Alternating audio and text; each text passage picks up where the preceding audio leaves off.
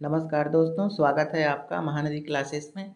आज के इस वीडियो में हम जानेंगे धातु एवं अधातु के बारे में। सबसे पहले हम जान लेते हैं कि इस वीडियो में हम क्या क्या कवर करने वाले हैं। तो देखेंगे हम धातु को, धातु के बाद उसके भौतिक गुण देखेंगे, भौतिक गुण फिर रासायनिक गुण देखेंगे। उसके बाद हम आएंगे अधातु में, अधातु के भौतिक गुण, उसके रासायनिक गुण, फिर इनकी हम तुलनात्मक अध्ययन करेंगे भौतिक एवं रासायनिक गुण का। उसके बाद हम आएंगे उपधातु या अर्धधातु क्या होते हैं, फिर देखेंगे उत्कृष्ट धातुएं क्या होती है, उसके बाद नोबल गैस क्या होते हैं, फिर हैलोजन समूह के तत्व क्या होते हैं। उसके बाद हम देखेंगे मिश्र धातुएं और बहुत सारे मिश्र धातु को इसमें पढ़ेंगे। इसके बाद हम देखेंगे खनिज क्या होते हैं, अयस्क क्या होते हैं, धातु कर्म क्या होता है और धातु कर्म कितने चरणों में होता है, और उसके अंतर्गत अयस्क के सांद्रण की विधियां कितनी हैं। फिर धातु का निष्कर्षण देखेंगे, धातु के निष्कर्षण के अंतर्गत हम देखेंगे भर्जन, निस्तापन, चयन। उसके बाद हम देखेंगे धातुओं का शोधन, धातुओं के शोधन में हम इसकी भौतिक विधि और रासायनिक विधि को समझेंगे। इसके बाद हम आएंगे धातु एवं अधातु के उपयोग, और हम एक एक महत्वपूर्ण धातुओं एवं अधातुओं के उपयोग को इसके अंतर्गत देखेंगे। तो इतना चीज़ हम इस वीडियो में कवर करेंगे, तो आप वीडियो के अंत तक बने रहिए। सबसे पहले हम शुरुआत करते हैं धातु से। तो धातु क्या होते हैं, वे तत्व जो इलेक्ट्रॉन त्याग कर धनायन बनाते हैं वे धातु कहलाते हैं। तो इसमें ये चीज़ याद रखना है कि धातुएं इलेक्ट्रॉन त्याग करती है और धनायन बनाती है। इसके बाद देखते हैं कि आवर्त सारणी में धातुओं का स्थान कहाँ होता है। तो आपको याद रखना है आवर्त सारणी में बाईं ओर धातुओं का स्थान होता है। कुछ धातु एग्जाम्पल देख सकते हैं, सोडियम, लोहा, तांबा, सोना, ये सब क्या हैं, धातुएं हैं। अब आगे हम देखते हैं कि धातुएं कहाँ कहाँ पर पाई जाती है। तो कुछ धातुएं होती हैं जो प्रकृति में मुक्त अवस्था में पाई जाती है और कुछ धातुएं संयुक्त अवस्था में पाई जाती है। तो वे धातुएं जो कम सक्रिय होती हैं वे मुक्त अवस्था में पाई जाती है, जैसे कि सोना और प्लेटिनम। ये धातुएं कम सक्रिय होती है जो कि किसी अन्य से बहुत जल्दी क्रिया नहीं करते, इसलिए ये स्वतंत्र अवस्था में पाए जाते हैं। जबकि अधिकांश धातुएं सक्रिय होती है तो वे यौगिक बनाकर संयुक्त अवस्था में पाई जाती है। तो ये चीज़ आपको याद रखना है कि कुछ धातुएं जो कम सक्रिय है या सक्रिय नहीं है वे मुक्त अवस्था में पाई जाती हैं, और वे धातुएं जो सक्रिय है वो यौगिक बनाकर संयुक्त अवस्था में पाई जाती है। तो ये आपको याद रखना है। अब हम देखते हैं धातुओं के भौतिक गुण, जो कि बहुत इम्पॉर्टेंट है, आपको याद रखना है। तो धातुओं में धात्विक चमक होती है, ये आपको याद रखना है। आपने देखा होगा सोना, चांदी जैसे धातुएं चमकदार होती है, चमकती हुई दिखाई देती हैं। उसके बाद दूसरा इसका भौतिक गुण देखते हैं धातु के, वो है ध्वनि। यानी धातुओं में ध्वनि होती है, उसको ठोकने या पीटने से उसमें एक ध्वनि उत्पन्न होती है। तो इसको भी आपको याद रखना है। तीसरा धातु का भौतिक गुण है चालकता। धातुएं विद्युत और ऊष्मा की सुचालक होती है, ये आपको याद रखना है। इसीलिए तांबे के तार का उपयोग हम विद्युत के लिए करते हैं। अगली जो विशेषता है धातुओं की वो है इसकी कठोरता, यानी अधिकांश धातुएं कठोर होती है। कुछ एकाक अपवाद को छोड़ दें, जैसे कि सोडियम, तो सोडियम नरम होती है लेकिन अधिकांश धातुएं कठोर होती है। अगली विशेषता है धातुओं की, वो है इसकी तन्यता, यानी हम धातुओं से खींचकर उसके तार बना सकते हैं।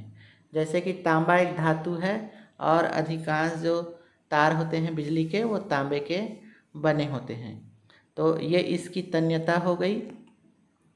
सबसे अधिक तन्यता सोने में होता है, ये आपको याद रखना है। कितनी होती है ये भी याद रख लेना है कि प्रति 10 ग्राम सोने से हम 2 किलोमीटर लंबे तार बना सकते हैं। तो पूछा जा सकता है, ये इसको आप याद रखेंगे। तो ये हो गई धातुओं की तन्यता। अब हम देखते हैं धातु का अगला गुण है, वो है आघातवर्ध्यता। यानी धातुएं आघातवर्ध्य होती है। आघातवर्ध्य से तात्पर्य है कि धातु को पीटने से उसकी पतली चादर बनाई जा सकती है। तो तन्यता और आघातवर्ध्यता में आपको कंफ्यूज नहीं होना है। तन्यता क्या है? धातु को खींचकर उसके लंबे तार बना सकते हैं। और आघातवर्ध्यता क्या है? तो धातुओं को पीटकर उसकी चादरें बनाई जा सकती है। सबसे अधिक जो आघातवर्ध्य धातुएं हैं वो है सोना और चांदी। इसको आपको याद रखना है। इसके बहुत पतले चादरें बनाई जाती है। आपने देखा होगा कि कुछ जो मिठाइयाँ होती है उसके ऊपर में चांदी की परत लगी होती है, बहुत एक पतली झिल्ली लगी रहती है जिसको हम खा सकते हैं। तो इससे पता चलता है कि चांदी बहुत आघातवर्ध्य होता है। और कुछ दवाइयाँ वगैरह होती है, सिगरेट होते हैं, चॉकलेट होते हैं, कुछ दवाइयाँ होती हैं जिस पर एल्यूमिनियम की पतली चादर एक परत लगी होती है। तो इससे भी पता चलता है कि धातुएं आघातवर्ध्य होती है, यानी उसको पीटकर हम उसकी पतली चादरें बना सकते हैं। अगली धातुओं की विशेषता है घनत्व।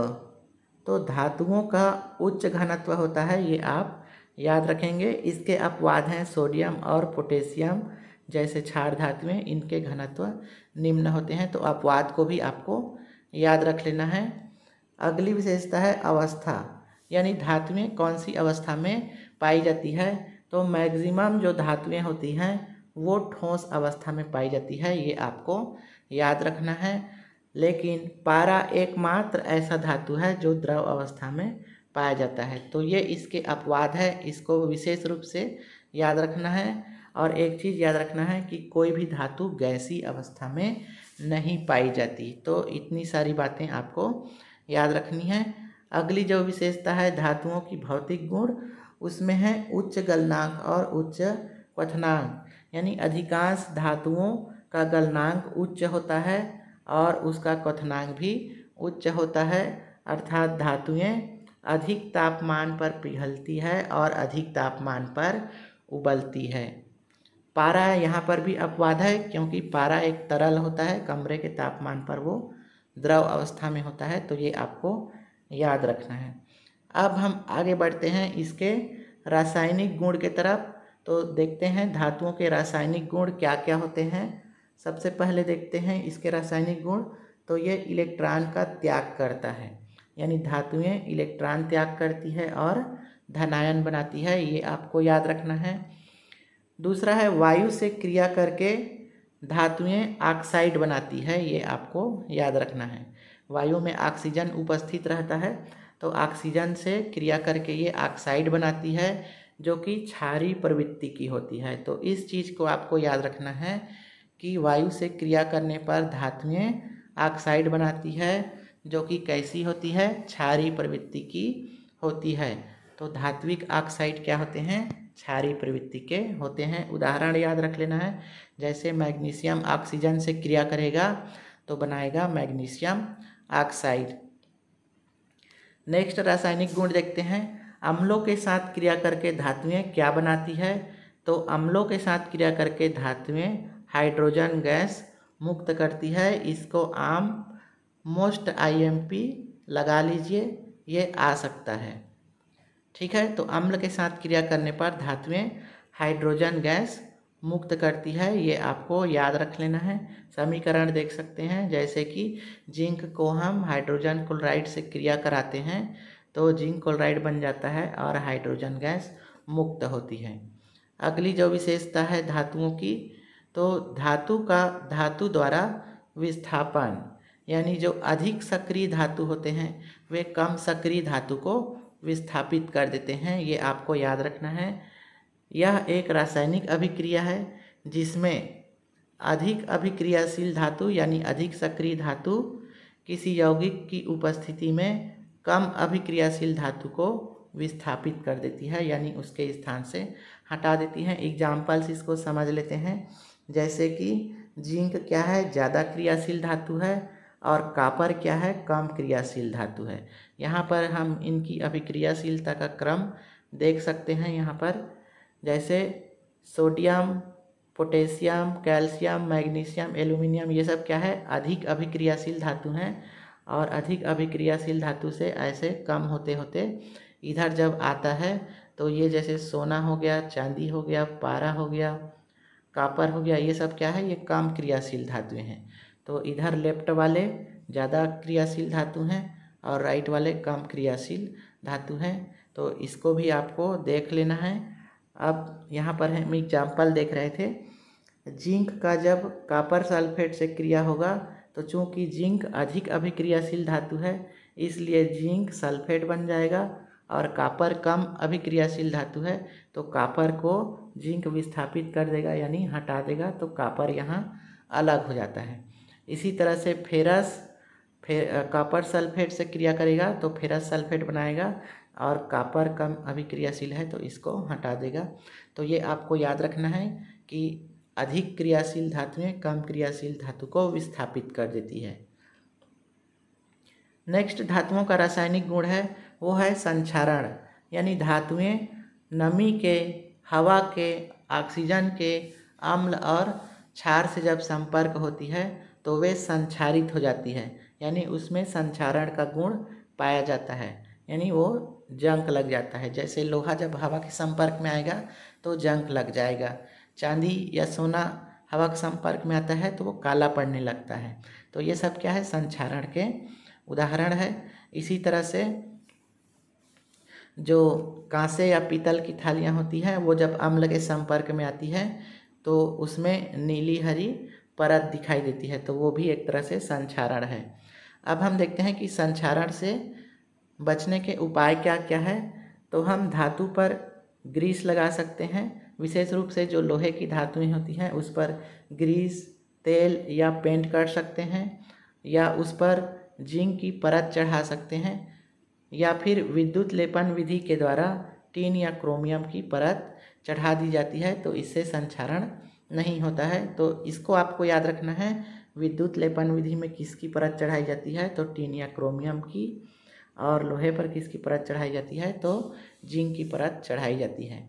इसके बाद हम देखते हैं उत्सर्ग रक्षण क्या होता है। तो ये भी संक्षारण से बचाव के ही उपाय हैं। उत्सर्ग संरक्षण, इसमें अधिक सक्रिय धातुओं का उपयोग करके किसी भी धातु को संक्षारण से बचाया जा सकता है, तो इसको उत्सर्ग रक्षण कहते हैं। ये भी मोस्ट आईएमपी है, इसको भी आप याद रखेंगे। इसके बाद हम देखते हैं, यहाँ पर आप जंग के सूत्र आप याद रख लीजिए।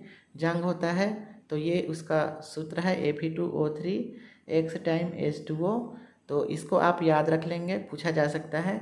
उसके बाद आप याद रखेंगे जंग क्या होता है, तो ये इसके रासायनिक नाम है हाइड्रेटेड आयरन ऑक्साइड, तो ये जंग होता है, इसको भी आप याद रखेंगे। अब हम इसके नेक्स्ट गुण की तरफ बढ़ते हैं। तो अगला जो रासायनिक गुण है वो है संयोजकता। तो धातुओं की जो संयोजकता होती है वो 1, 2 या 3 होती हैं, यानी इसके अंतिम कोष में इलेक्ट्रॉनों की संख्या या तो 1 हो सकते हैं, या 2 हो सकते हैं, या फिर 3 हो सकते हैं, तो इसको आपको याद रखना है। तो ये हो गया धातु। अब हम आगे बढ़ते हैं अधातु की तरफ। अधातु क्या होते हैं उसको जान लेते हैं। तो वे तत्व जो इलेक्ट्रॉन ग्रहण करते हैं और ऋणायन बनाते हैं, जबकि हमने धातु में क्या पढ़ा कि वे इलेक्ट्रॉन त्यागते हैं और धनायन बनाते हैं। तो अधातु के संबंध में आपको याद रखना है कि ये इलेक्ट्रॉन ग्रहण करते हैं और ऋणायन बनाते हैं। इनका स्थान आवर्त सारणी में दाईं ओर होता है। यहाँ पर देख सकते हैं ये आवर्त सारणी का दायां भाग है, तो ये पूरा अधातु है, इसको आपको याद रखना है। उदाहरण देखें तो chlorine, bromine, oxygen, helium, iodine, nitrogen, phosphorus, तो वो ये सारे आपको यहीं पर मिलेगा। तो याद रखना है, दाईं तरफ अधातु होता है और बाएं तरफ धातु होता है। अब हम अधातुओं के भौतिक गुण देख लेते हैं। तो इसका पहला जो भौतिक गुण है वो है चमकहीन, यानी अधातुएं चमकदार नहीं होती हैं कुछ एक अपवाद को छोड़कर, जैसे कि आयोडीन चमकीला होता है और हीरा भी चमकता है जो कि कार्बन का अपर रूप है। तो अधिकांश अधातुएं चमकहीन होती हैं, ये आपको याद रखना है। उसके बाद अगला भौतिक गुण है अधातुओं का, वो है चालकता। तो अधातुएं विद्युत और ऊष्मा की कुचालक होती है, यानी अच्छे चालक नहीं होते हैं। अपवाद इसमें भी याद रखना है, ग्रेफाइट जो कि कार्बन का अपर रूप है और अधातु है लेकिन ये विद्युत का चालक होता है, ये आपको याद रखना है। अधातुओं का अगला भौतिक गुण है भंगुरता, यानी अधातुएं भंगुर होती है। अधातुएं ठोस तो होती हैं लेकिन वो भंगुर होती है। ठीक है, भंगुर का मतलब उसको पीटने से वो आसानी से टूट जाएगा, जैसे कि ग्रेफाइट ये भंगुर होता है, कोयला भी अधातु है भंगुर होता है, और गंधक यानी सल्फर भी भंगुर होता है। अधातुओं का अगला जो भौतिक गुण है वो है निम्न गलनांक और क्वथनांक, यानी अधातुएं कम तापमान पर पिघलने लगती हैं और उबलने लगती हैं। तो अधिकांश अधातुओं का गलनांक और क्वथनांक निम्न होता है, ये आपको याद रखना है। इसके बाद हम देखते हैं कि अधातुएं कैसी अवस्था में पाई जाती है। तो अधातुएं प्रायः गैसीय अवस्था में पाई जाती हैं, ये आपको याद रखना है। इसके अलावा ये ठोस भी होते हैं और द्रव भी होते हैं, यानी तीनों अवस्थाओं में पाई जाती है, लेकिन अधिकांशतः ये गैसीय अवस्था में पाई जाती है, ये आपको याद रखना है। ठोस में केवल 5 अधातुएं होती हैं जो पाई जाती हैं, तो इसको आपको याद कर लेना है कि कौन कौन सी अधातुएं ठोस अवस्था में पाई जाती है। तो वो है कार्बन, फास्फोरस, गंधक यानी सल्फर, सिलेनियम और आयोडीन। ये 5 अधातुएं हैं जो ठोस अवस्था में पाई जाती है, तो इसको आपको विशेष रूप से याद कर लेना है। इसके अलावा एकमात्र ऐसी अधातु है जो द्रव अवस्था में पाई जाती है और वो है ब्रोमीन, तो इसको भी आपको बहुत अच्छे से याद कर लेना है। अब हम देखते हैं अधातुओं के घनत्व। तो अधिकांश अधातुओं का घनत्व कम होता है, यानी इसका घनत्व निम्न होता है, ये आपको याद रखना है। अब हम आगे बढ़ते हैं, देखते हैं अधातुओं के रासायनिक गुण। तो कौन कौन से इसके रासायनिक गुण है, तो इसको भी हम एक एक करके देख लेते हैं। तो सबसे पहला जो रासायनिक गुण है अधातु का वो है इलेक्ट्रॉन ग्रहण करना, यानी अधातुएं इलेक्ट्रॉन ग्रहण करती है और ऋणायन बनाती है। दूसरा है ऑक्साइड की प्रकृति, यानी अधातुएं ऑक्सीजन से क्रिया करके ऑक्साइड बनाती है जो कि अम्लीय या उदासीन प्रवृत्ति की होती हैं। तो ये आपको याद रखना है। धातुएं जब ऑक्साइड बनाती है तो वो क्षारीय प्रवृत्ति की होती है, जबकि अधातुएं ऑक्साइड बनाती है तो ये अम्लीय या उदासीन प्रवृत्ति की होती हैं। एग्जाम्पल आप देख लीजिए, कार्बन जब ऑक्सीजन से क्रिया करता है तो CO2 बनता है जो अम्लीय प्रवृत्ति की होती है, और यही कार्बन जब ऑक्सीजन के एक परमाणु से क्रिया करता है तो ये बनता है कार्बन मोनोऑक्साइड जो कि उदासीन होता है। तो इसको आप याद रखेंगे। अगला देखते हैं कि अधातुएं अम्लों के साथ अभिक्रिया करके क्या बनाती है। तो अम्लों के साथ ये अभिक्रिया ही नहीं करती, इसको आपको याद रखना है। नेक्स्ट जो रासायनिक गुण है अधातुओं का वो है संयोजकता। तो अधातुओं की जो संयोजकता है वो 4, 5, 6 या 7 होती हैं। संयोजकता से तात्पर्य है अंतिम कोष में इलेक्ट्रॉनों की संख्या। तो इनके अंतिम कोष में इलेक्ट्रॉन 4 हो सकते हैं, 5 हो सकते हैं, 6 या 7 हो सकते हैं, तो ये आपको याद रखना है। नेक्स्ट जो गुण है अधातुओं का वो है विद्युत ऋणात्मकता, यानी धातुओं की अपेक्षा अधातुओं में विद्युत ऋणात्मकता ज़्यादा होती है, अधिक विद्युत ऋणात्मक होती है। फ्लुओरीन को आपको याद रखना है, ये एक अधातु है जिसकी विद्युत ऋणात्मकता सर्वाधिक होती है। तो पूछा जा सकता है, इसको भी आप मोस्ट IMP लगा लीजिए। फ्लुओरीन की विद्युत ऋणात्मकता सर्वाधिक होती है इसको आपको याद रखना है। इसके अलावा आपको याद रखना है 18वें समूह को छोड़कर सभी अधातु ऋणायन बनाते हैं। तो 18वां जो समूह है वो निष्क्रिय होता है, वो किसी से क्रिया नहीं करता, इसलिए वो ऋणायन नहीं बनाता, जबकि अन्य जो समूह है, अन्य जो अधातु है वो ऋणायन बनाते हैं। ये आपको याद रखना है। अब आगे हम देखते हैं धातु एवं अधातु के भौतिक गुण का तुलनात्मक अध्ययन। तो ये है धातु और ये है अधातु। अगर हम चमक की बात करें तो धातुओं में क्या होती है, चमक होती है। वाई का मतलब है यस यानी हाँ, और एन का मतलब है नो यानी नहीं। तो धातुओं में चमक होती है, अधातु में चमक नहीं होती है। अपवाद भी याद रखना है, जैसे ग्रेफाइट है तो ये अधातु है लेकिन इसमें चमक होती है। ध्वनि की बात करें तो धातुओं में धात्विक ध्वनि होती है, अधातु में धात्विक ध्वनि नहीं होती है, यानी ठोंकने पीटने से आवाज़ नहीं निकलती है। तन्यता की बात करें तो धातु तन्य होती है, यानी इसके तार बनाए जा सकते हैं, अधातु तन्य नहीं होती है। आघातवर्धनीयता की बात करें तो धातुएं आघातवर्ध्य होती है, इन्हें पीट कर हम इसकी चादरें बना सकते हैं, जबकि अधातु आघातवर्ध्य नहीं होती है, इसे पीटने पर इसके चादर नहीं बनते हैं क्योंकि ये भंगुर होते हैं। आगे बढ़ते हैं, इसके और गुण देखते हैं।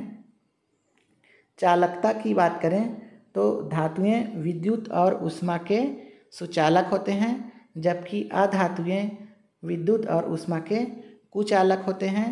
इसमें आपको ग्रेफाइट को याद रखना है, ये इसके अपवाद है और ये विद्युत के चालक होते हैं। कठोरता की बात करें तो धातुएं कठोर होती हैं और अधातुएं कम कठोर होती है, इनके अपवाद को याद रखना है।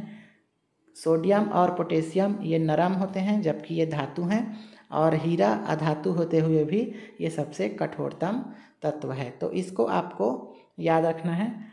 गलनांक और क्वथनांक की बात करें तो धातुएं उच्च गलनांक और उच्च क्वथनांक की होती हैं, जबकि अधातुओं में गलनांक और क्वथनांक निम्न होता है। घनत्व की बात करें तो अधातुओं का घनत्व निम्न होता है, जबकि धातुओं का घनत्व उच्च होता है। अपवाद को आप याद रख लीजिए, सोडियम और पोटेशियम का घनत्व निम्न होता है जबकि ये धातु हैं।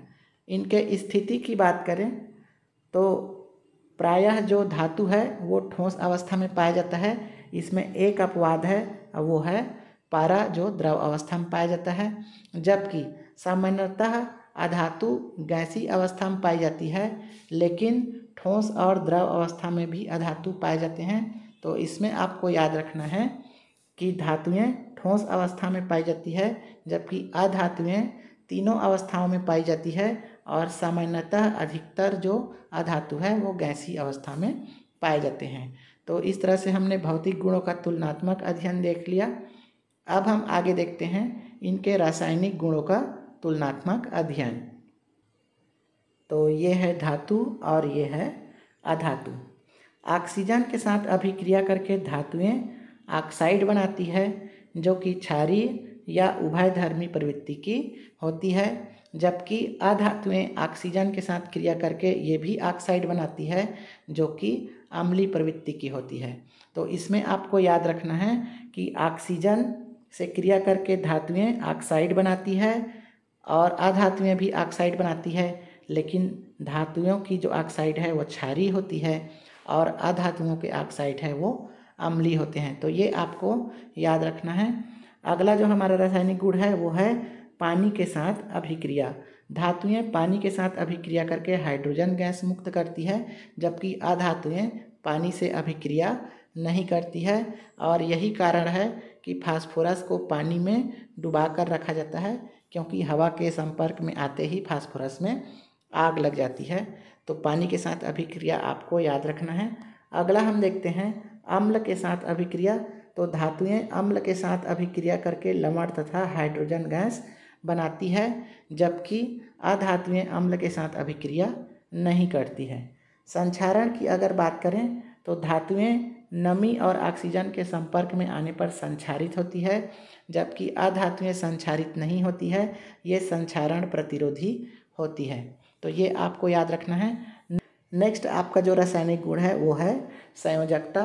तो धातुओं के संयोजी इलेक्ट्रॉन की संख्या 1, 2 या 3 होती हैं, जबकि अधातुओं के संयोजी इलेक्ट्रॉन 4, 5, 6 या 7 होते हैं। तो इसको आपको याद रखना है।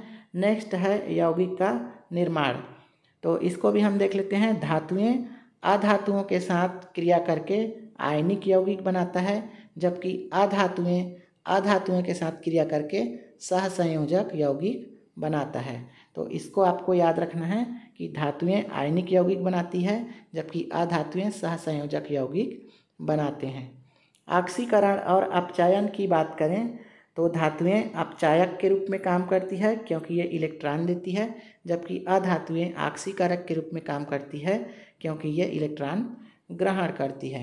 इनके इलेक्ट्रॉन व्यवहार के संबंध में बात करें तो धातुएं इलेक्ट्रॉन का त्याग करती है और धनायन बनाती है, जबकि अधातुएं इलेक्ट्रॉन ग्रहण करती है और ऋणायन बनाती है।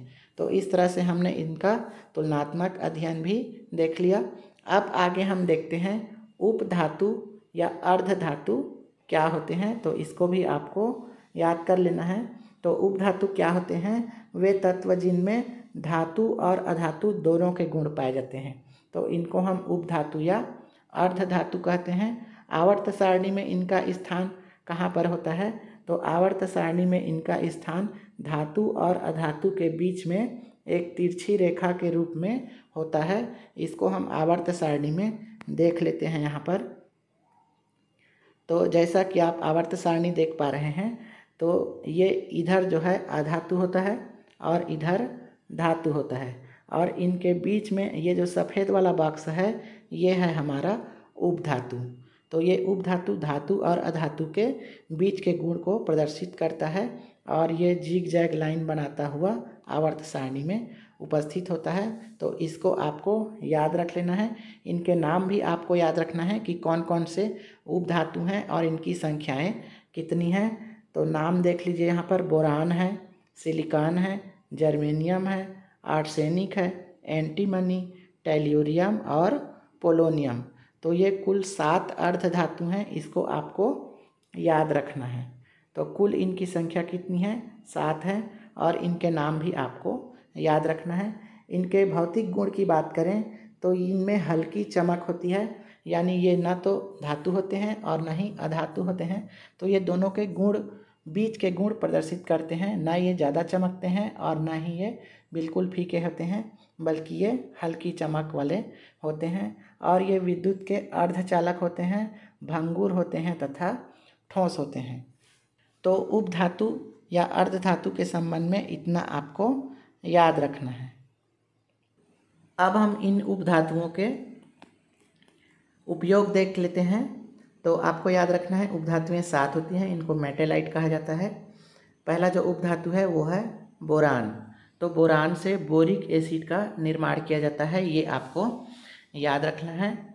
अगला है जर्कोनियम। जर्कोनियम न्यूट्रॉन कंट्रोलर के रूप में उपयोग होता है, ये आपको याद रखना है। अगला है पोलोनियम। तो पोलोनियम उपधातु ये मानव द्वारा खोजा गया प्रथम तत्व है, इसको आपको याद रखना है। नेक्स्ट है आर्सेनिक और सिलिकॉन। तो सिलिकॉन का उपयोग कंप्यूटर चिप के निर्माण में किया जाता है। अगला है एंटीमनी और टेलेरियम। तो इन सबको आपको नाम को केवल याद रखना है। अब हम आगे बढ़ते हैं। यहाँ पर एक और याद रखना है आपको, सिलिकॉन कार्बाइड। इसी को कार्बोरेंडम कहा जाता है और इसी को कृत्रिम हीरा भी कहा जाता है। तो अगर पूछा जाए कृत्रिम हीरा क्या है, तो आपको ऑप्शन में देख लेना है, या तो कार्बोरेंडम रहेगा या फिर सिलिकॉन कार्बाइड रहेगा। तो ये आपको याद रखना है। अब हम आगे बढ़ते हैं, जान लेते हैं उत्कृष्ट धातुएं क्या होती है। उत्कृष्ट धातुएं यानी नोबल मेडल। तो वे धातुएं जो जल, वायु, अम्ल या क्षारीय पदार्थों से प्रभावित नहीं होता, ये आपको याद रखना है। तो उत्कृष्ट धातुएं जल, वायु, अम्ल या क्षार से प्रभावित नहीं होती, और यही कारण है कि ये निष्क्रिय प्रकृति के होते हैं। तो ये कैसी प्रकृति के होते हैं? निष्क्रिय प्रकृति के होते हैं, जिसके कारण से इनकी जो धात्विक चमक है वो लंबे समय तक बनी रहती है, क्योंकि ये जल वायु आदि से क्रिया करते ही नहीं हैं। और यही कारण है कि इन तत्वों के आभूषण बनाए जा सकते हैं ताकि ये ज़्यादा दिन तक चमकदार बनी रहे। तो ये तत्व कौन कौन से होते हैं, ये धातुएं कौन कौन सी होती हैं, उसको हमको याद रखना है।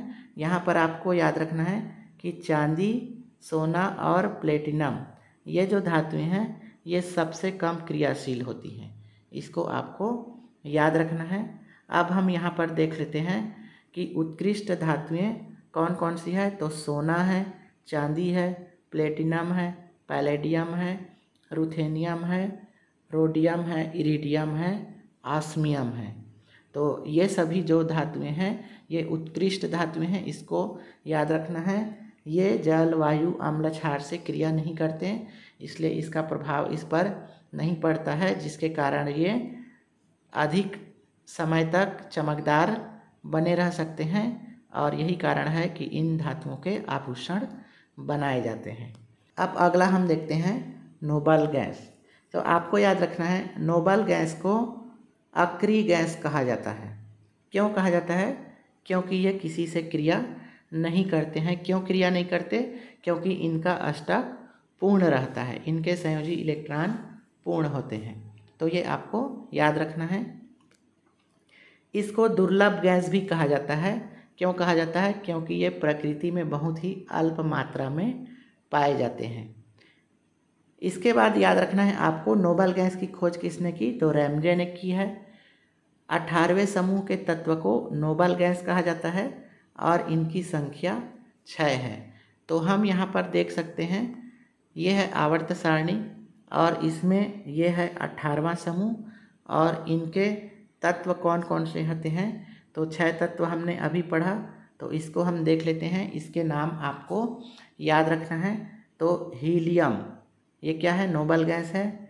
नियॉन, आर्गन, क्रिप्टॉन, जिनान और रेडान, तो ये 6 नोबल गैस होते हैं और ये अक्रिय होते हैं क्योंकि ये किसी से क्रिया नहीं करते, इनका अष्टक पूर्ण रहता है। और ये दुर्लभ गैस है क्योंकि ये प्रकृति में बहुत ही अल्प मात्रा में पाए जाते हैं। तो इसको आपको याद रखना है। अब हम आगे बढ़ते हैं, नेक्स्ट देखते हैं हैलोजन समूह। तो इसको देख लेते हैं। हैलोजन समूह किसे कहेंगे? तो 17वें समूह के अधातु को हम हैलोजन समूह कहते हैं। तो हम आवर्त सारणी में देख लेते हैं हैलोजन कहाँ पर है। तो ये है 17वां समूह और इसके ये जितने भी अधातु हैं ये क्या है? हैलोजन तत्व है। तो इनके भी नाम आपको याद रखना है कि हैलोजन समूह के अंतर्गत कौन सा तत्व आता है। तो पहला है फ्लोरीन, फिर है क्लोरीन, ब्रोमीन, आयोडीन और एस्टेटिन। तो ये 5 तत्व आपको याद रखना है। ये 5 ऐसे अधातु हैं जो क्या हैं? तो ये हैलोजन तत्व हैं, हैलोजन अधातु हैं। इसके समूह भी याद रखना है आपको। हैलोजन समूह कौन सा है? तो 17वां समूह है। हैलोजन तत्व क्या होते हैं? तो जो लवण उत्पन्न करते हैं वे हैलोजन तत्व होते हैं। ये आपको याद रखना है। अब हम इसके गुण देख लेते हैं। इसके जो प्रत्येक अधातु हैं उनके क्या क्या उपयोगिता है। तो फ्लोरीन ये सर्वाधिक विद्युत ऋणात्मक है, इसको आपको याद रखना है। क्लोरीन विरंजक चूर्ण के रूप में उपयोग होता है। ये फूलों का रंग उड़ा देता है और ये जहरीला होता है। अगला है ब्रोमीन। तो ब्रोमीन एकमात्र द्रव अधातु है, ये आपको याद रखना है और अश्रु गैस में इसका उपयोग किया जाता है। फिर है आयोडीन। तो आयोडीन ये तो सब जानते हैं, आयोडीन नमक में होता है, खाने में इसका उपयोग होता है। लेकिन जो विशेष तथ्य है वो है कि आयोडीन कहाँ से प्राप्त होता है। तो एक तो समुद्र से प्राप्त होता है, समुद्री जल से, वो सबको मालूम है। लेकिन लैमिनेरिया शैवाल से भी प्राप्त होता है, ये आपको याद रखना है, प्रश्न ये पूछा जाएगा। और जो 5वां तत्व है वो है एस्टेटिन। इसके अलावा यहाँ पर हम कुछ अन्य तथ्य देख लेते हैं, जैसे क्लोरीन के संबंध में। तो CFC यानी क्लोरोफ्लोरोकार्बन, इसी को फ्रियान गैस भी कहा जाता है। तो इसका मुख्य संगठक तत्व होता है क्लोरीन। तो क्लोरीन के संबंध में आपको याद रखना है CFC या फ्रियान गैस का मुख्य संगठक तत्व है। और CFC क्या करता है, तो ये ओजोन क्षरण के लिए जिम्मेदार है, ओजोन में छेद कर देता है। इसके अलावा आयोडीन के संबंध में आपको याद रखना है टिंचर आयोडीन। तो ये टिंचर आयोडीन किसका किसका मिश्रण होता है, तो आयोडीन और एथिल एल्कोहल का। तो ये दोनों मोस्ट इम्पॉर्टेंट है, इसको आपको याद रख लेना है। अब हम आगे बढ़ते हैं और देखते हैं मिश्र धातुएं क्या होती है। तो मिश्र धातुएं धातु और अधातु का समांगी मिश्रण होता है। तो ये आपको याद रखना है कि धातु या अधातु का समांगी मिश्रण होता है, या फिर अधातु और अधातु का भी समांगी मिश्रण हो सकता है। तो मिश्र धातुएं आपको याद रखना है। मिश्र धातुएं क्यों बनाई जाती है, इसको भी आपको याद रखना है। तो शुद्ध धातुएं कई बार ज़्यादा उपयोगी नहीं होती हैं, यही कारण है कि मिश्र धातु बनाया जाता है धातु में धातु मिलाकर या फिर अधातुएं मिलाकर। मिश्र धातुएं अधिक कठोर और जंग प्रतिरोधी होती हैं। तो ये कारण भी है मिश्र धातु बनाने का, इसको आपको याद रखना है। इसके अलावा जो मोस्ट IMP है वो है मिश्र धातुओं को ठोस विलयन कहा जाता है। तो ये मोस्ट IMP है, इसको आप अच्छे से याद कर लीजिए कि इसको ठोस विलयन कहा जाता है। अब हम देखते हैं कुछ महत्वपूर्ण मिश्र धातुएं, यहाँ से प्रश्न आएगा ही, तो आप मिश्र धातुओं को स्किप कर ही नहीं सकते। तो मिश्र धातुओं को अच्छे से आपको कंठस्थ करना है। तो पहला मिश्र धातु है पीतल। मिश्र धातुओं के अवयव आपसे पूछा जाएगा, याद रख लेना है। पीतल में कॉपर और जिंक होता है। तो तांबे और जिंक से मिलके पीतल बनता है। इसमें कॉपर कितना होता है, तो 60 से 80% होता है और 40 से 20% जिंक होता है। इसका उपयोग घरेलू बर्तन, सामान आदि बनाने में किया जाता है। फिर है कांसा। कांसा में भी कॉपर होता है और टीन होता है। तो कॉपर 75 से 90% होता है और टीन 25 से 10% होता है। कांसे का उपयोग सिक्का बनाने में, बर्तन बनाने में और मूर्ति बनाने में किया जाता है। तो उपयोग भी आपको याद रखना है और इसके अवयव भी याद रखना है। और कुछ जो प्रमुख है, जैसे पीतल हो गया, कांसा हो गया, स्टेनलेस स्टील हो गया, तो इनके परसेंटेज को भी आपको याद रखना है। इसमें कॉपर कितना कितना % होता है। नेक्स्ट है जर्मन सिल्वर। इसमें कॉपर 50% होता है, जिंक 25% होता है और निकिल भी 25% होता है। इसका उपयोग भी बर्तन, सिक्का और आभूषण बनाने में किया जाता है। नेक्स्ट हमारा मिश्र धातु है मैग्नीशियम। इसमें मैग्नीशियम 5% होता है और एल्यूमिनियम 95% होता है। तो इसके नाम में ही देखो मैग्नीशियम यानी मैग्नीशियम और एल्यूमिनियम नाम में ही आ गया। तो इसके आपको परसेंटेज याद रख लेना है। ये वायुयान का ढांचा निर्माण में इसका उपयोग होता है। फिर है बेल मेटल, इसको घंटा धातु भी कहा जाता है। तो इसमें कॉपर 80% होता है और टीन 20% होता है। घंटी बनाने में इसका उपयोग होता है। अगला है गन मेटल। इसमें कॉपर 87% होता है, जिंक 3% होता है और टीन 10% होता है। इंजीनियरिंग सामान बनाने में इसका उपयोग होता है। अगला है सोल्डर या रांगा। तो ये इसमें टीन 50% से लेके 75% तक होता है, यानी टीन बहुत ज़्यादा होता है। और लेड ये 50 से 25% होता है। इसका उपयोग धातु के तार को जोड़ने में यानी सोल्डिंग में होता है। अगला है डुरैलुमिन।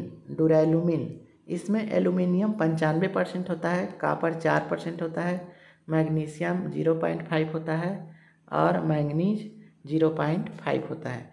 ये वायुयान, हेलीकॉप्टर और जेट विमान निर्माण में होता है। तो इसका परसेंट आपको याद नहीं रखना है, आपको सिर्फ इतना याद रखना है डुरैलुमिन का उपयोग। तो वायुयान, हेलीकॉप्टर और जेट विमान के निर्माण में इसका उपयोग होता है। और इसके परसेंट अगर याद रखेंगे आप केवल एल्यूमिनियम याद रखिए 95%। ऐसा भी पूछा जाता है कि वायुयान निर्माण में किस धातु का उपयोग करते हैं, तो एल्यूमिनियम का।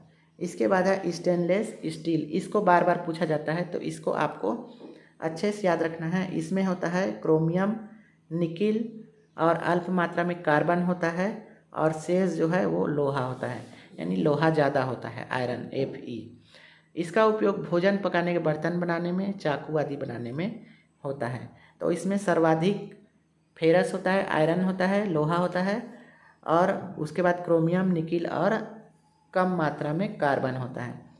एल्निको का उपयोग स्थायी चुंबक बनाने में होता है। इसको आपको याद रखना है, संगठक वगैरह याद करने की आवश्यकता नहीं है। अब हम कुछ और मिश्र धातु देख लेते हैं। इसमें आपको कुछ रिपीट नज़र आएगा, लेकिन मैंने विभिन्न पुस्तकों से लिया हुआ है, CGSCRT के, तो आपको ये सब भी देख लेना है। स्टील, तो इसमें लोहा और कार्बन होता है। जहाज, पुल, रेल की पटरियाँ बनाई जाती है। स्टेनलेस स्टील अभी हमने देखा सर्वाधिक लोहा होता है, कार्बन अल्प मात्रा में होता है। इसके अलावा निकिल और क्रोमियम होता है। ये बर्तन बनाने में, शल्य चिकित्सक उपकरण बनाने में किया जाता है। तो ये मोस्ट इम्पॉर्टेंट है, शल्य चिकित्सा उपकरण यानी ऑपरेशन करने के जो औजार है वो किससे बनाए जाते हैं, स्टेनलेस स्टील से। तो उपयोग आप बिल्कुल इसके कंठस्थ कर लीजिए। रेल की पटरी किससे बनती है, इस्पात से। जहाज किससे बनता है, इस्पात से। पुल किससे बनता है, इस्पात से। शल्य चिकित्सक उपकरण स्टेनलेस स्टील से। कांसा से क्या बनता है, तो सिक्के, मूर्ति आदि बनते हैं। पीतल से क्या बनता है, तो बर्तन, मशीनें बनती हैं। ड्यूरेलुमिन, इसको हमने अभी अभी पढ़ा।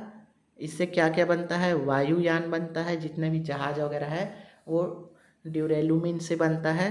प्रेशर कुकर इससे बनता है, ये भी आपको याद रखना है। इसके अलावा जर्मन सिल्वर ये होता है तांबा, जिंक और निकिल से। इसका उपयोग बर्तन बनाने में किया जाता है।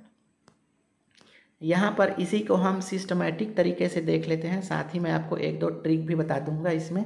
जैसे कि पीतल, तो पीतल किससे बनता है, तो तांबा यानी कॉपर और जिंक, Zn से बनता है। तो इसका ट्रिक आप याद रख लिए, पिताजी यानी पी से पीतल, ता से तांबा, जी से जिंक। तो पीतल, तांबा और जिंक। तो पीतल किससे बनता है, तांबा और जिंक से। तो ये आप याद रख लीजिए, पिताजी।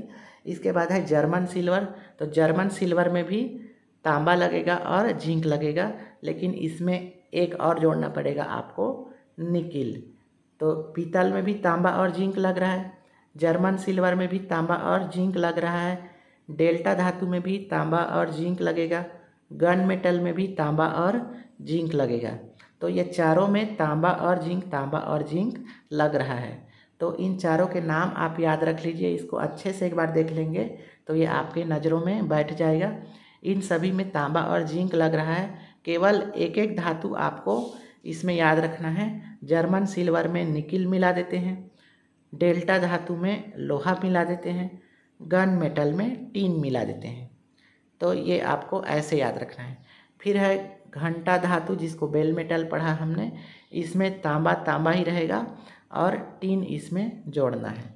और कांसा, तो कांसा और घंटा धातु दोनों में आपको याद रखना है, दोनों में तांबा और टीन लगता है। इसमें भी तांबा और टीन लगेगा, केवल परसेंटेज का अंतर रहता है। किसी में परसेंटेज ज़्यादा रहेगा तांबे का और किसी में परसेंटेज कम रहेगा। तो ऊपर हमने परसेंट देख लिया, उसको भी आपको याद रखना है। लेकिन इन दोनों को एक जगह याद रखना है, घंटा धातु या बेल मेटल और कांसा, इन दोनों में तांबा और टीन होता है, ये आपको याद रखना है। जबकि इन चारों में आपको याद रखना है जिंक और तांबा होता है, और कुछ ये विशेष तत्व है इनको आपको याद कर लेना है। इसके अलावा है रोल्ड गोल्ड बोला जाता है, इसमें तांबा और एल्यूमिनियम होता है, ये भी आपको याद रखना है। स्टेनलेस स्टील हम देख चुके हैं, लोहा, क्रोमियम, निकिल और कार्बन होता है, साथ में थोड़ा मैग्नीशियम भी होता है। तो इसके आपको याद रखना है। स्टेनलेस स्टील का जो प्रमुख घटक है वो है लोहा, उसके बाद निकिल और क्रोमियम, ये आपको याद रखना है। इसके बाद अगला जो मिश्र धातु है वो है नाइक्रोम। तो इसके नाम में ही इनके संगठक तत्व छुपे हुए हैं, ठीक है। तो वो आपको याद रखना है। नाई से निकिल, क्रोम से क्रोमियम, और नाई में आई आता है तो आई से आयरन यानी लोहा। तो ये आपको याद रख लेना है, ये ट्रिक हो गया। उसके बाद है फ्यूज़ तार। फ्यूज़ तार जो हम सर्किट वगैरह में यूज़ करते हैं, जो कहीं पर शॉर्ट सर्किट होता है तो तुरंत वो कट जाता है वो, तो वो किससे बनता है फ्यूज़ तार? तो टीन से, शीशा से और कुछ तांबा भी उसमें मिला रहता है। इसके मुख्य संगठक टीन और शीशा ही हैं, ये आपको याद रखना है। इसके संबंध में पूछा जाता है कि फ्यूज़ तार की प्रकृति कैसी होती है, तो ये उच्च प्रतिरोधी होता है और कम गलनांक का होता है, इसलिए थोड़ा भी वोल्टेज ज़्यादा इधर उधर होता है तो ये तुरंत गल जाता है, उसके तार कट जाते हैं। तो उच्च प्रतिरोधी होता है और गलनांक निम्न होता है, ये आपको याद रखना है। अगला जो मिश्र धातु है वो है रांगा या सोल्डर, तो इसमें टीन और शीशा होता है, ये भी आपको याद रखना है। तो इन दो चीज़ों को आपको एक जगह याद रख लेना है, किसको किसको?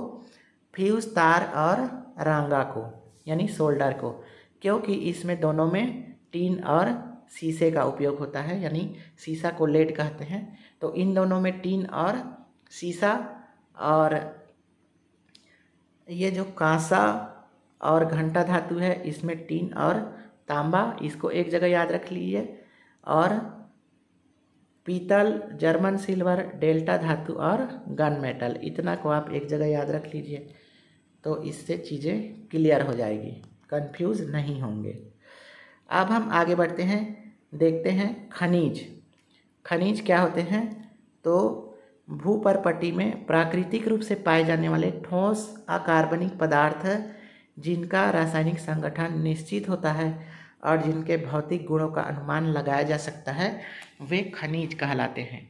तो ये आपको याद रखना है कि खनिज क्या होते हैं, तो इनका रासायनिक संगठन निश्चित होता है और ये ठोस अकार्बनिक पदार्थ होते हैं और इनके भौतिक गुणों का अनुमान लगाया जा सकता है, तो ये खनिज होते हैं।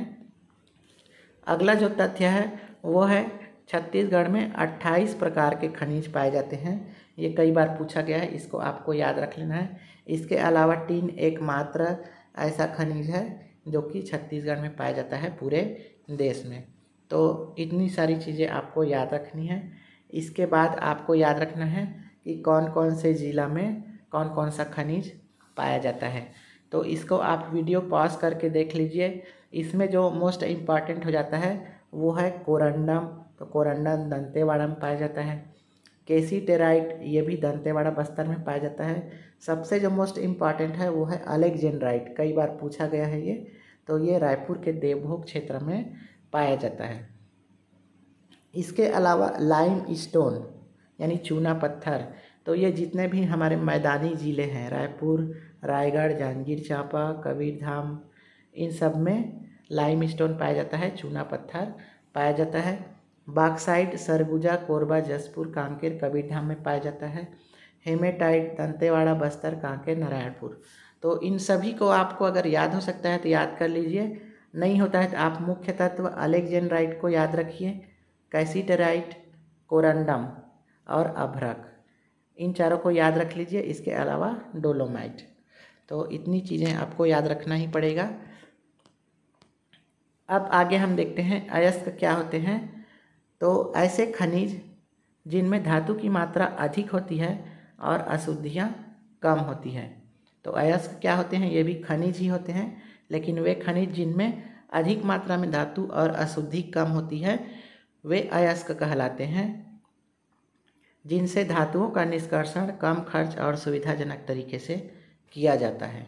तो ये अयस्क है और इसमें धातु अधिक मात्रा में पाई जाती है, इसलिए इसका निष्कर्षण हम आसानी से और कम खर्च में कर सकते हैं। सामान्यतः खनिज अलग अलग प्रकार के चट्टानों में पाए जाते हैं। सभी अयस्क खनिज होते हैं किंतु सभी खनिज अयस्क नहीं होते, इस तथ्य के आपको याद रखना है। कूट बना के प्रश्न को घुमाया जा सकता है, तो ये विशेष तथ्य याद रखना है कि सभी अयस्क खनिज होते हैं लेकिन सभी खनिज अयस्क नहीं होते। अब हम आगे बढ़ते हैं और देखते हैं कुछ धातुओं के अयस्क और अयस्क के प्रकार। तो हेमेटाइट, मैग्नेटाइट, बॉक्साइट और कैसीटराइट ये ऑक्साइड प्रकार के अयस्क हैं। इनके आपको सूत्र भी याद रख लेना है, ठीक है। कुछ प्रमुख जैसे बॉक्साइड हो गया, तो बॉक्साइड के सूत्र आप याद रख लीजिए। हेमेटाइट के सूत्र आप याद रख लीजिए, डोलोमाइट के सूत्र आप याद रख लीजिए, चूना पत्थर CaCO3 इसके आप याद रख लीजिए। तो ये 4 के तो आप याद रख ही लीजिए। इसके अलावा जिप्सम, जिप्सम का आपको भूलना ही नहीं है, ठीक है। तो कौन कौन से याद रखना है, जिप्सम, डोलोमाइट, चूना पत्थर, बॉक्साइट, इसके अलावा हेमेटाइट, इतना कि आपको याद रखना है। बॉक्साइट, जिप्सम, चूना पत्थर, इनको आप छोड़ ही नहीं सकते। अब हम देखते हैं कि अयस्क ये जितने हैं ये किस किस टाइप के हैं। तो हेमेटाइट, मैग्नेटाइट, बॉक्साइट, कैल्साइट ये ऑक्साइड प्रकार के हैं। इसको मैं ज़्यादा पढ़ूंगा नहीं, आप इसको वीडियो पॉज करके देख लीजिएगा, याद कर लीजिएगा। अब हम कुछ इम्पॉर्टेंट है उसको देख लेंगे। जैसे लोहे के प्रमुख अयस्क है वो है हेमेटाइट। तो हेमेटाइट सूत्र आप याद रख लीजिए। और छत्तीसगढ़ में प्रमुख रूप से कौन सा लोहा अयस्क पाया जाता है, तो हेमेटाइट पाया जाता है। इसके अलावा मैग्नेटाइट, ये भी लोहे का अयस्क है। सीडराइट भी लोहे का अयस्क है। आयरन पायराइट भी लोहे का अयस्क है। आयरन पायराइट को फूल्स गोल्ड कहा जाता है, यानी मूर्खों का सोना कहा जाता है। तो ये आप याद रख लीजिए। अब हम आगे बढ़ते हैं और देखते हैं कि धातु कर्म क्या होता है। तो अयस्क से धातु प्राप्त करने की प्रक्रिया धातु कर्म कहलाती है, या इसी को धातु का निष्कर्षण कहते हैं। तो जो अयस्क होते हैं उनसे धातु प्राप्त करना धातु कर्म कहलाता है। और धातु कर्म 3 चरण में पूरा होता है। पहला है अयस्क का सांद्रण, दूसरा धातु का निष्कर्षण, और तीसरा धातु का शुद्धिकरण। तो जो चट्टानों से हमको अयस्क प्राप्त होते हैं तो उसका सबसे पहले करते हैं सांद्रण। सांद्रण क्या होता है, तो उसमें जितनी भी अशुद्धियाँ होती है, जो मोटी अशुद्धियाँ होती है, रेत, पत्थर, मिट्टी, अन्य जो बड़े बड़े अशुद्धि होते हैं, उसको अलग कर दिया जाता है विभिन्न विधियों के द्वारा, आगे देखेंगे। तो ये सांद्रण होता है, आपको याद रखना है सांद्रण क्या है। तो बड़ी बड़ी अशुद्धियों को छानकर अलग कर देना। और ये जितनी अशुद्धियाँ हैं, मिट्टी, रेत, पत्थर, जो बड़ी अशुद्धि हैं, इसको कहा जाता है आधात्री या गैंग। तो ये पूछा जा सकता है गैंग क्या होते हैं। तो अयस्क में जो मिट्टी, रेत, पत्थर जैसी बड़ी अशुद्धियाँ होती है उसको गैंग कहा जाता है। तो इस शब्द को याद रखना है, गैंग या आधात्री। इसके बाद है धातु का निष्कर्षण। निष्कर्षण क्या होता है, तो इन अशुद्धियाँ को निकालने के बाद जो धातु बचता है तो वो अशुद्ध रूप में रहता है। तो उससे धातु निकालने की प्रक्रिया, यानी सांद्रित अयस्क से धातु निकालने की प्रक्रिया को निष्कर्षण कहा जाता है। यहाँ हम केवल पत्थर, मिट्टी वगैरह को अलग करते हैं सांद्रण में। उसके बाद जो अयस्क बचेगा उस अयस्क से फिर धातु निकालेंगे, तो उसको कहा जाएगा निष्कर्षण। फिर जो धातु प्राप्त होगा निष्कर्षण से, तो वो धातु अशुद्ध रहता है और उसको शुद्ध करना कहलाता है शुद्धिकरण। तो ये आपको याद रखना है। सांद्रण मतलब उसके गैंग या आधात्री को अलग कर देना, निष्कर्षण यानी धातु प्राप्त करना, और शुद्धिकरण यानी अशुद्ध धातु से शुद्ध धातु प्राप्त करना। तो सबसे पहले हम देखते हैं अयस्क का सांद्रण, यानी इसके जो अशुद्धि है, गैंग है या आधात्री है, उसको किन किन विधियों से अलग करते हैं। तो इसको अलग करने की 3 विधि है, और वो 3 विधि है, पहला है गुरुत्वीय पृथक्करण, दूसरा चुंबकीय पृथक्करण, और तीसरा है झाग उत्प्लावन विधि। तो ये 3 आपको याद रखना है। इसको हम एक एक करके देखते हैं। तो सांद्रण के पहला जो विधि है वो है गुरुत्वीय पृथक्करण। इसमें जो हल्की अशुद्धि है उसको पानी के प्रवाह से अलग कर दी जाती है, यानी ऐसा ढालू स्थान रहता है और इसमें हम अयस्क को डाल देते हैं और तेज पानी प्रवाहित करेंगे, तो जो घुलने लायक अशुद्धि है, जो हल्की अशुद्धि है, वो बह के नीचे आ जाएगी, पानी के साथ में यहाँ इकट्ठी हो जाएगी। और अयस्क चूँकि भारी होते हैं तो उसके कण यहाँ पर इकट्ठे हो जाते हैं। तो ये हो गया गुरुत्वीय पृथक्करण। इसमें आपको याद रखना है मुख्य रूप से कार्बोनेट और ऑक्साइड प्रकार के अयस्कों को इससे अलग किया जाता है। तो ये इसका मोस्ट इम्पॉर्टेंट है कि गुरुत्वीय पृथक्करण में किन किन अयस्क को पृथक किया जाता है तो कार्बोनेट और ऑक्साइड प्रकार के, साथ ही आपको याद रखना है हेमेटाइट का सांद्रण भी इसी विधि से किया जाता है। अब हम आगे बढ़ते हैं, देखते हैं चुंबकीय पृथक्करण। तो ये है चुंबकीय पृथक्करण। इसमें उन अशुद्धियों को अलग किया जाता है जिनमें चुंबकीय गुण होता है, यानी जिनमें लौह तत्व उपस्थित होता है। ठीक है, जैसे लोहे के अयस्क और टीन के अयस्क। तो इसमें ये एक बेल्ट लगा रहता है, कन्वेयर बेल्ट, जिसमें चुंबकीय रोलर लगी रहती है और इसी में फिर पीसे हुए अयस्क को प्रवाहित करते हैं।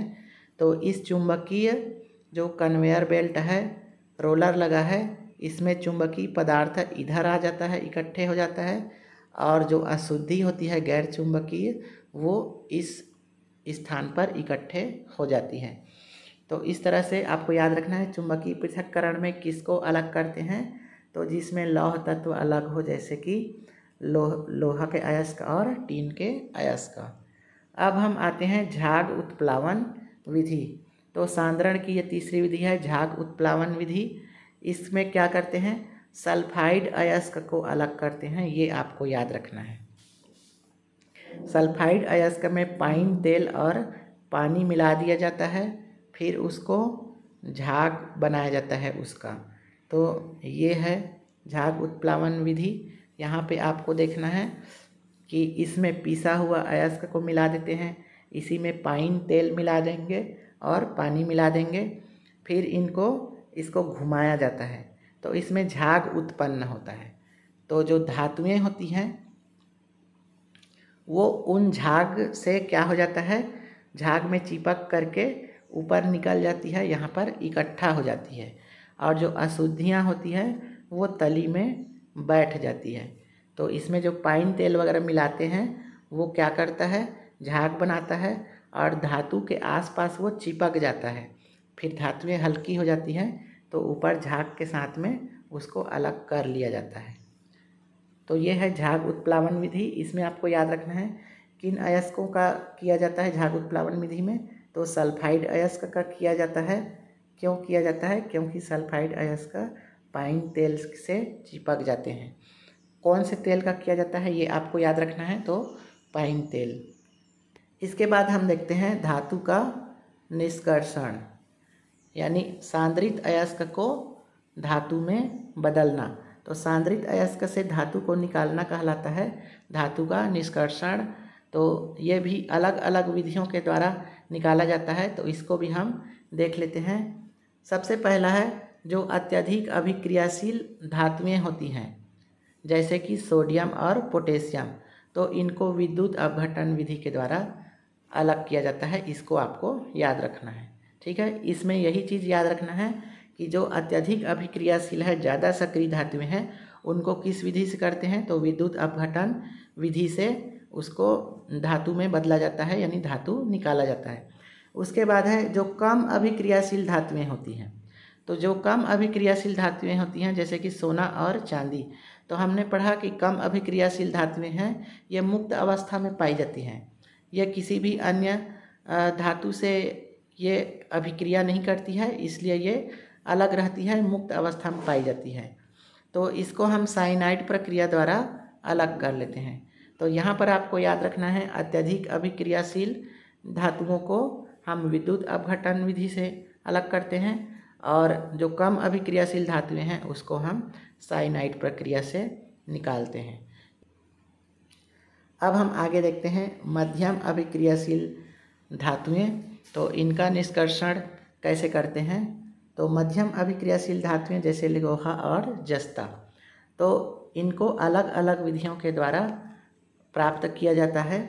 सबसे पहले इनको निस्तापन या भर्जन करते हैं, उसके बाद इनका अपचयन किया जाता है, तब जाके कहीं धातु प्राप्त होती है। पहला हम देखते हैं भर्जन क्या होता है।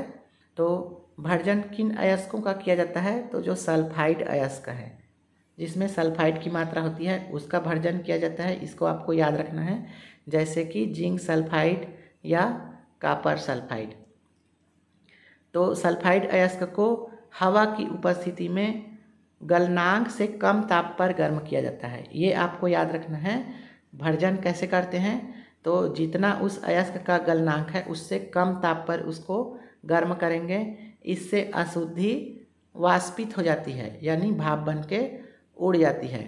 तो जैसे कि Zn और S, तो S क्या है इसमें, ये अशुद्धि है, और जिंक क्या है, ये धातु है।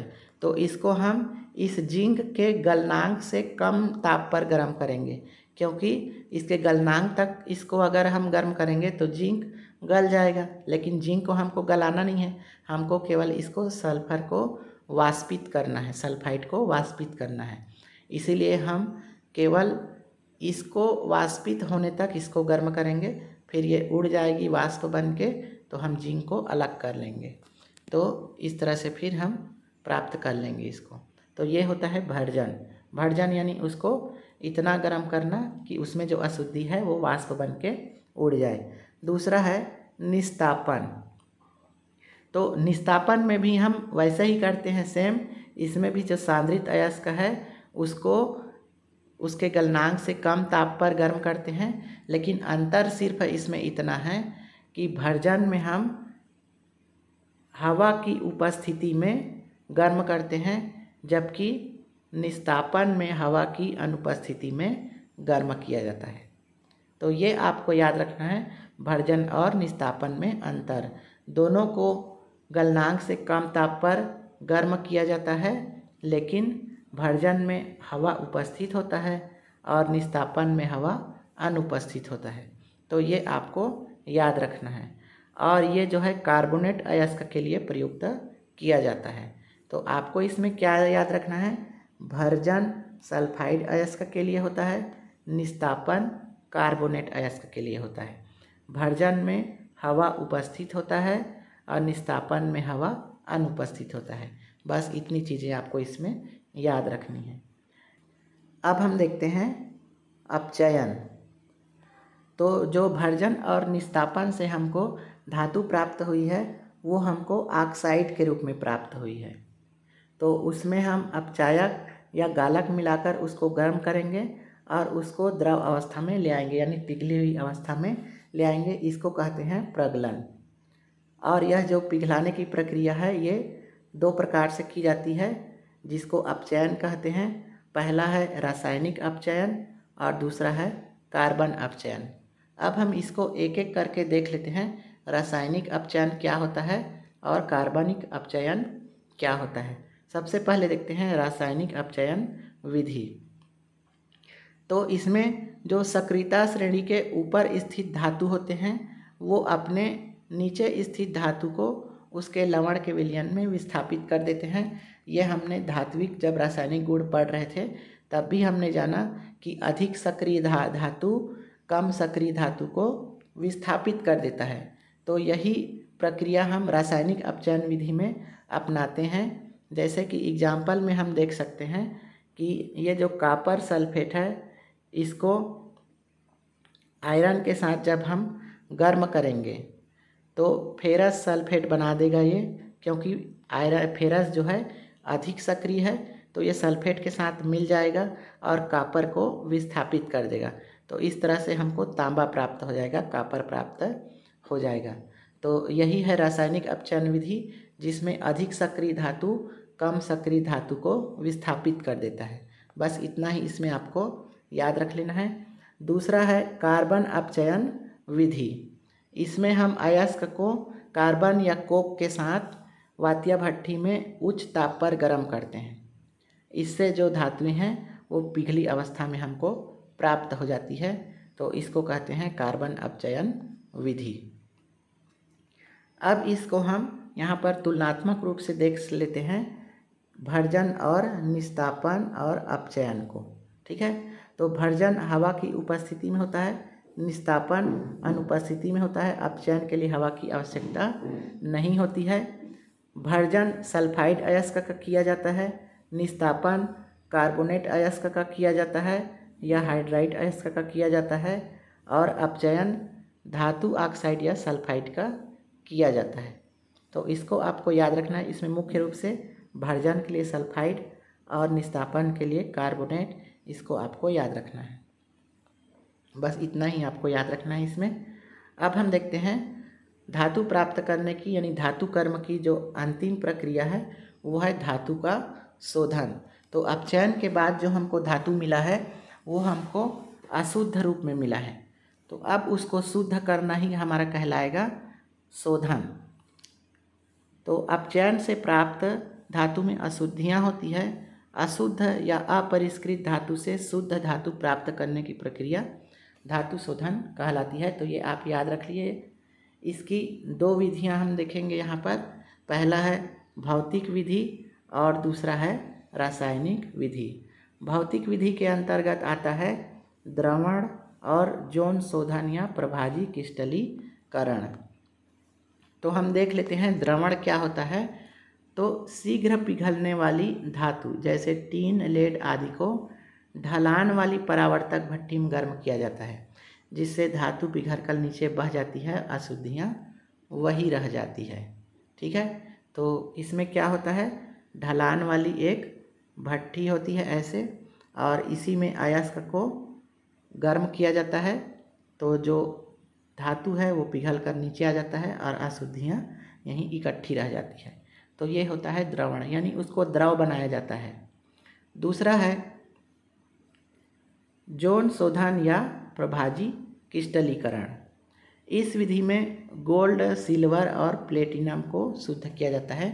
तो ये आपको याद रखना है, यौन शोधन विधि में किसका करते हैं, तो गोल्ड, सिल्वर या प्लेटिनम को शुद्ध करते हैं। ये चित्र में आप देख सकते हैं यौन शोधन विधि में। इसमें ये जो छड़ होती है ये अशुद्ध धातु की छड़ होती है, और इसके ऊपर में ये एक रिंग लगा रहता है जिसको वृत्ताकार ऊष्मक कहा जाता है। तो इस रिंग को गर्म करके धीरे धीरे यहाँ से यहाँ ऐसे खिसकाया जाता है। तो इधर जो अशुद्धि रहती है वो अशुद्धि धीरे धीरे ऐसे आगे बढ़ते बढ़ते इधर इकट्ठी हो जाती है। इस प्रक्रिया को बार बार ऐसे ऐसे किया जाता है। इसको बार बार इस सिरे पर लाकर इधर खिसकाया जाता है, तो अशुद्धियाँ धीरे धीरे इधर राइट साइड में इकट्ठी होती जाती है और इधर लेफ्ट साइड में शुद्ध धातु हमको प्राप्त हो जाता है। तो इसको कहा जाता है यौन शोधन विधि। अगला है रासायनिक विधि। तो रासायनिक विधि में विद्युत अपघटन विधि आता है।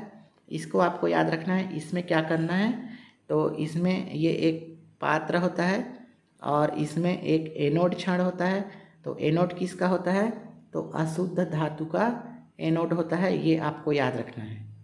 और जो कैथोड होता है ये शुद्ध धातु का होता है, और इसमें एक विलयन भरी जाती है कॉपर सल्फेट का अम्लीय विलयन, और इन दोनों में तार जोड़ के जब विद्युत प्रवाहित की जाती है तो इस अशुद्ध धातु में से जो धातु है वो निकल करके इस कैथोड में आके इकट्ठा होने लगता है, और इसकी जो अशुद्धियां हैं वो यहाँ नीचे में इकट्ठी होती जाती है। और इस अशुद्ध जो पदार्थ है इसको कहा जाता है एनोड कीचड़ या एनोड मड।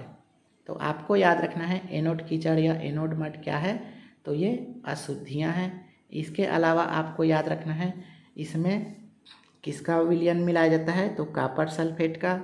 अशुद्ध धातु का क्या होता है, तो एनोड होता है, और शुद्ध धातु का कैथोड होता है। तो इसको आपको याद रखना है।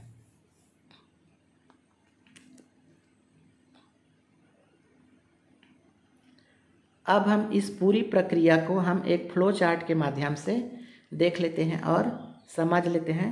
सबसे पहले हमको अयस्क मिलता है पहाड़ों से, उस अयस्क का सांद्रण किया जाता है, फिर उसका निष्कर्षण किया जाता है। सांद्रण मतलब मिट्टी को अलग कर देते हैं, पत्थर मिट्टी को। निष्कर्षण, फिर उस अयस्क का निष्कर्षण करते हैं। तो निष्कर्षण कैसे करते हैं, तो कुछ अभिक्रियाशील धातुएं उच्च होती है, कुछ धातुएं मध्यम क्रियाशील होती है, और कुछ धातुएं निम्न क्रियाशील होती है। तो जो उच्च क्रियाशील धातुएं होती हैं उसको विद्युत अपघटन के द्वारा शुद्ध धातु प्राप्त कर लेते हैं। जो निम्न क्रियाशील धातुएं होती हैं उनको हम भर्जन के द्वारा शुद्ध धातु प्राप्त कर लेते हैं, यानी इसमें किसका किया जाता है, सल्फाइड अयस्क का किया जाता है। तो ये आपको याद रखना है। इसके अलावा मध्यम क्रियाशील धातुएं होती हैं, इसके लिए हमको बहुत मेहनत करना पड़ता है। मध्यम क्रियाशील धातुओं में कार्बोनेट अयस्क का निस्तापन किया जाता है, सल्फाइड अयस्क का भर्जन किया जाता है। तो अभी ऊपर हमने जितना पढ़ा उसका ये सार तत्व है। इसको अगर एक बार आप अच्छे से देख लिए रह के इस फ्लो चार्ट को, तो आपको पूरी चीज़ें क्लियर हो जाएंगी। फिर इन धातुओं के निष्कर्षण के पश्चात हमको ऑक्साइड प्राप्त होता है। उस ऑक्साइड का हम अपचयन करते हैं और अपचयन के बाद जो अशुद्ध धातु प्राप्त होता है उसको शुद्ध करके हम धातु प्राप्त करते हैं। तो ये पूरी प्रक्रिया हो गई यहाँ पर धातु कर्म की। तो इतना आप याद रखिए। अब हम आगे देखते हैं धातुओं और अधातुओं के उपयोग। तो ये यहाँ पर कुछ तथ्य दिया गया है जिसको मैंने SCERT छत्तीसगढ़ बोर्ड के पुस्तक से लिया है। तो इसको आप एक नज़र देख लीजिए। जैसे कि लेड है, तो लेड का उपयोग साइकिल और मोटरसाइकिल के छर्रे बनाने के लिए किया जाता है। साथ ही टाँका लगाने के लिए तार और नल पाइप बनाने में भी लेड का उपयोग किया जाता है। टाइटेनियम का उपयोग कहाँ करते हैं, तो मशीनों के विभिन्न पार्ट्स बनाने में, उपग्रह और रॉकेट के निर्माण में। एल्युमिनियम या सोने की पतली पन्नी का उपयोग सरल विद्युतदर्शी बनाने में किया जाता है। तो ये इम्पॉर्टेंट हो जाता है, इसको आप याद रख लीजिए। क्लोरीन, तो ये जीवाणुनाशक होते हैं, सबको पता है। इसके अलावा जल शुद्धि में इसका उपयोग किया जाता है। आयोडीन में टिंचर आयोडीन बनाया जाता है आयोडीन से, ये हमने ऊपर देख लिया। सल्फर से दवाइयाँ, बारूद और पटाखे बनाए जाते हैं। तो इसमें से कुछ जो इम्पॉर्टेंट है, जैसे कि टाइटेनियम है तो रॉकेट बनाने में, उपग्रह बनाने में। इसके अलावा एल्युमिनियम तो सरल विद्युतदर्शी बनाने में, और आयोडीन का उपयोग टिंचर आयोडीन बनाने में। तो ये प्रमुख जो चीज़ें हैं इसको आपको याद रख लेना है। अब हम देखते हैं जो हाइड्रोजन है, ये क्या है, अधातु है। इसको हम देखते हैं हाइड्रोजन को। तो इसकी खोज हेनरी कैवेंडिश ने की है। ये आपको विशेष तथ्य याद रखना है। ये सारे आपके जो छत्तीसगढ़ बोर्ड है वहाँ से लिया गया है। तो इसलिए ये इम्पॉर्टेंट हो जाता है क्योंकि सिलेबस भी यहीं से उठाया गया है। तो हाइड्रोजन की खोज हेनरी कैवेंडिश ने की, लेकिन इसका नामकरण लेवाइजिए ने किया है। तो आपको याद रखना है हाइड्रोजन, नाइट्रोजन और ऑक्सीजन, इन तीनों का नामकरण लेवाइजिए ने ही किया है। तो एक जगह इसको याद रख लीजिए, हाइड्रोजन, नाइट्रोजन और ऑक्सीजन, इनका नामकरण लेवाइजिए ने किया है। तो हाइड्रोजन की खोज कैवेंडिश, नामकरण लेवाइजिए। और हाइड्रोजन क्या है, तो ये रंगहीन है। हाइड्रोजन की विशेषताओं पूछा जा सकता है, तो इसको आप याद रख लीजिए। हाइड्रोजन रंगहीन, गंधहीन और स्वादहीन गैस है। साथ ही ये अत्यंत ज्वलनशील है। तो इसकी विशेषताएं पूछी जा सकती है।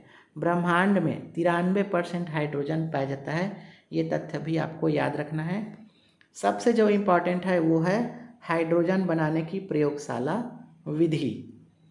तो प्रयोगशाला में हाइड्रोजन कैसे बनाया जाता है, तो दानेदार जिंक और तनो हाइड्रोक्लोरिक अम्ल यानी HCl, इसको गर्म करके क्या बनाया जाता है, हाइड्रोजन गैस बनाई जाती है। यहाँ पर सूत्र के माध्यम से इसको देख सकते हैं। जिंक को जब NaOH से गर्म करते हैं या तनु हाइड्रोक्लोरिक अम्ल से गर्म करते हैं तो ये सोडियम जिंकेट बनता है और हाइड्रोजन इससे अलग हो जाता है। ठीक है, तो ये आपको याद रखना है। किससे बनाते हैं, दानेदार जिंक और तनु HCl से। तो ये आपको याद रखना है। इसके बाद आते हैं नाइट्रोजन। नाइट्रोजन की खोज की है रदरफोर्ड ने, और नामकरण तो आपको पता ही है, लेवाइजिए ने किया है। इसके हम उपयोग देख लेते हैं। नाइट्रोजन के क्या क्या उपयोग हैं, तो जीवों एवं वनस्पतियों में पाए जाने वाले प्रोटीन, नाइट्रोजन तथा कुछ अन्य तत्वों के यौगिक है, यानी नाइट्रोजन प्रोटीन का एक महत्वपूर्ण भाग है। इसके अलावा अमोनिया और नाइट्रिक अम्ल बनाने में भी नाइट्रोजन का उपयोग होता है। चिप्स वगैरह जो होती है उसमें कौन सी गैस भरी जाती है, ये पूछा जाता है। तो मोस्ट IMP है, याद रख लीजिए, नाइट्रोजन गैस भरी जाती है। यूरिया वगैरह के निर्माण में, उर्वरक के निर्माण में नाइट्रोजन का उपयोग होता है। इसके अलावा ये मोस्ट IMP है, द्रव नाइट्रोजन। द्रव नाइट्रोजन का उपयोग किस में करते हैं? तो ऊतक के नमूने या ब्लड के नमूने को परिरक्षित करने में द्रव नाइट्रोजन का उपयोग करते हैं। तो ये भी पूछा जाता है बार बार, तो इसको आप याद रखेंगे। इसके अलावा प्रयोगशाला में नाइट्रोजन बनाने की विधि, ये मोस्ट आईएमपी है, इसको आप याद रख लीजिए। इसके ऊपर हमने देखा हाइड्रोजन बनाने की विधि, यहाँ पर है नाइट्रोजन बनाने की विधि, और आगे हम देखेंगे ऑक्सीजन बनाने की विधि। तो ये तीनों में से कोई ना कोई एक आएगा ही, तो इसको आप कंठस्थ करके ही जाएंगे। तो नाइट्रोजन बनाने की प्रयोगशाला विधि में अमोनियम क्लोराइड, जिसको नवसादर कहा जाता है, इसको सोडियम नाइट्राइट के जलीय विलयन में गर्म करते हैं तो हमको नाइट्रोजन मिलता है। तो याद रख के जाना है, सोडियम क्लोराइड और सोडियम नाइट्राइट को गर्म करने पर नाइट्रोजन मिलता है। अब आगे हम आते हैं ऑक्सीजन। तो ऑक्सीजन की खोज की है सिले और प्रिस्टले ने, और इसका नामकरण भी लेवाइजिए ने किया है। इसके निर्माण की प्रयोगशाला विधि है पोटेशियम परमैंगनेट। तो पोटेशियम परमैंगनेट को जब हम गर्म करते हैं, ये ट्रेंगल गर्म करने का सिंबल होता है, तो ऑक्सीजन हमको मिलता है। तो पोटेशियम परमैंगनेट को जब हम गर्म करते हैं तो हमको ऑक्सीजन मिलता है।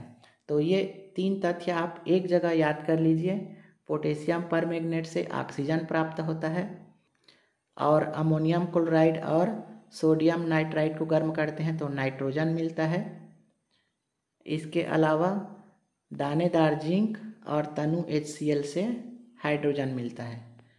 तो ये तीनों को एक जगह आप याद रख लीजिए, ये तीनों मोस्ट IMP हो जाता है। अब हम देखते हैं ऑक्सीजन के उपयोग क्या है।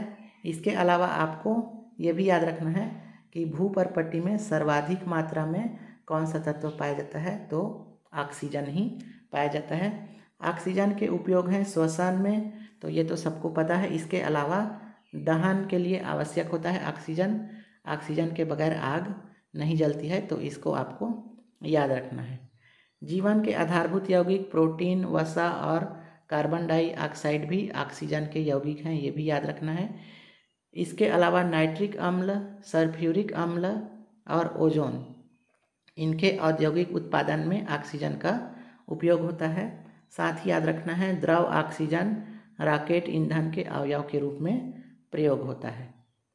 इसके अलावा आपको देखना है ऑक्सी हाइड्रोजन ज्वाला, यानी ये क्या है? ऑक्सीजन और हाइड्रोजन के मिश्रण से के जलने से उत्पन्न होता है, तो ये ऑक्सी हाइड्रोजन ज्वाला है। ऑक्सी एसिटिलीन ज्वाला, यानी ऑक्सीजन और एसिटिलीन के मिश्रण से जलने वाली ज्वाला धातुओं को जोड़ने और काटने व वेल्डिंग में काम में आता है। तो ऑक्सी हाइड्रोजन ज्वाला और ऑक्सी एसिटिलीन ज्वाला ये धातुओं को जोड़ने, काटने या वेल्डिंग के काम में आता है, इसको भी आपको याद रखना है। अब हम प्रमुख धातुओं को एक एक करके देख लेते हैं कि इनके अयस्क क्या हैं, इनके उपयोग क्या क्या होते हैं। सबसे पहले हम देखते हैं सोडियम को। तो सोडियम का अयस्क है NaCl यानी नमक, NaHCO3 सोडियम बाइकार्बोनेट और Na2CO3 सोडियम कार्बोनेट। इसके अलावा चिली साल्ट पीटर, ये भी क्या है? सोडियम के अयस्क हैं, और ये होते हैं सोडियम नाइट्रेट, यानी सोडियम नाइट्रेट किसको कहा जाता है? चिली साल्ट पीटर को।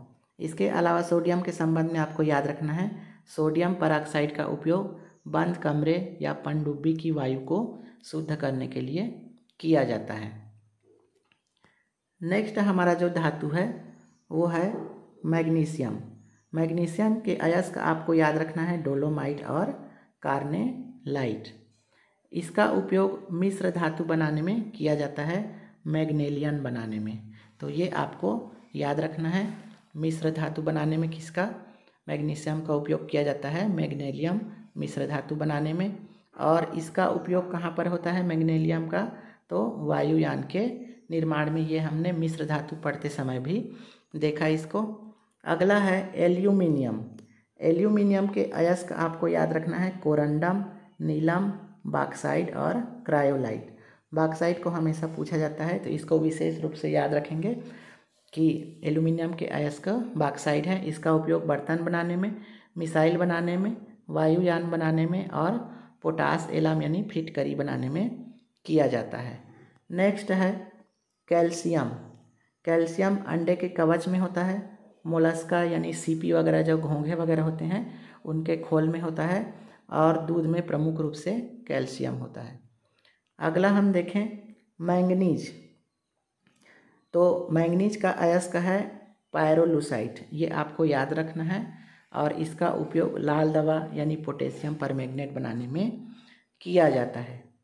नेक्स्ट हमारा जो धातु है वो है कॉपर। कॉपर यह सबसे पहला उपयोग में लाया गया धातु है। आपको याद रखना है प्रागैतिहासिक धातु कभी कभी पूछा जाता है कि किस किस धातु को प्रागैतिहासिक धातु कहते हैं। तो सोना, चांदी, magnesium, antimony, lead, tin, iron और कॉपर।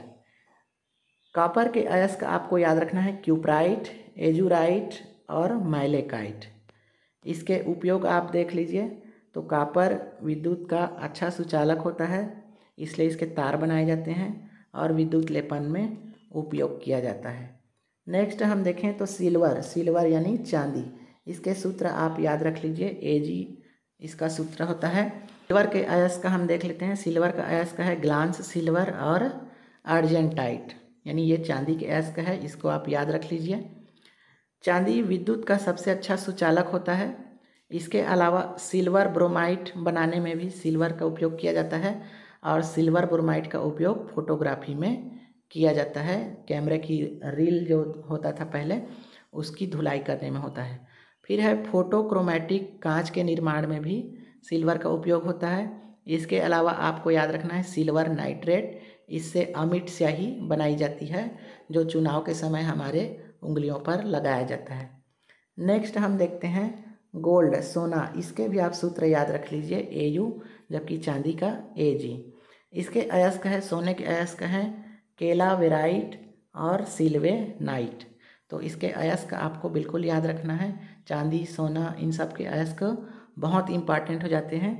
नेक्स्ट हमारा जो है मरकरी। तो मरकरी के संबंध में तो याद रखना है कि मरकरी क्या है, एक द्रव धातु है, और पारे का जो अयस्क है वो है सिनेबार। ये भी मोस्ट इम्पॉर्टेंट है, इसको आपको याद रखना है।